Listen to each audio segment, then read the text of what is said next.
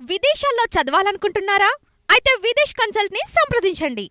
ప్రపంచవ్యాప్తంగా ఉద్యోగుల తొలగింపు ప్రక్రియ కొనసాగుతూనే ఉంది. గతేడాది నుంచి జోరుగా సాగుతున్న లే ఆఫ్స్ ఈ ఏడాది కూడా కొనసాగుతాయి.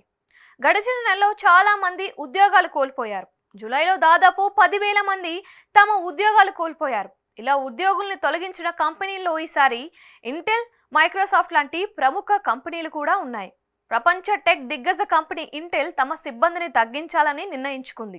ఈ ఏడాది చివరి నాటికి దాదాపు 15,000 మంది ఉద్యోగుల్ని ఇంటికి పంపించబోతోంది. మొత్తం సిబ్బందిలో ఈ వాటా 15%. అలా $10 బిలియన్ ఖర్చు తగ్గించుకోవాలని సంస్థ డిసైడ్ అయ్యింది. ఇక మరో దిగ్గజ సంస్థ మైక్రోసాఫ్ట్లో తొలగింపు ప్రక్రియ ప్రతి నెల కొనసాగుతూనే ఉంది. గడిచిన 2 నెలల్లో మరో 1000 మంది ఉద్యోగుల్ని ఇంటికి సాగనంపింది. ఈ సంస్థ ప్రొడక్ట్ మేనేజ్మెంట్ సెగ్మెంట్లో జాబ్ కట్స్ ఎక్కువగా ఉన్నాయి. మసాచుసెట్స్ కు చెందిన అతిపెద్ద సాఫ్ట్వేర్ కంపెనీ యూకేజీ కూడా సిబ్బందిని తొలగించింది.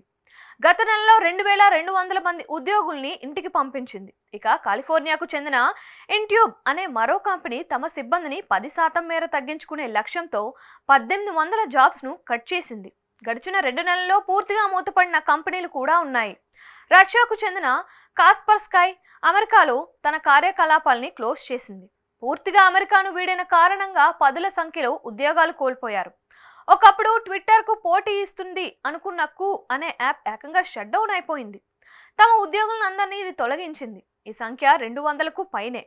అన్అకాడమీ, వేకూల్, పాకెట్ ఎఫ్ఎం, హంబుల్ గేమ్స్ ఇలా ఎన్నో కంపెనీలు జూలైలో ఉద్యోగులపై వేటు వేశాయి. నిపుణుల అంచనా ప్రకారం ఈ ఏడాది మొత్తం ప్రముఖ కంపెనీల్లో లే ఆఫ్స్ కొనసాగబోతున్నాయి.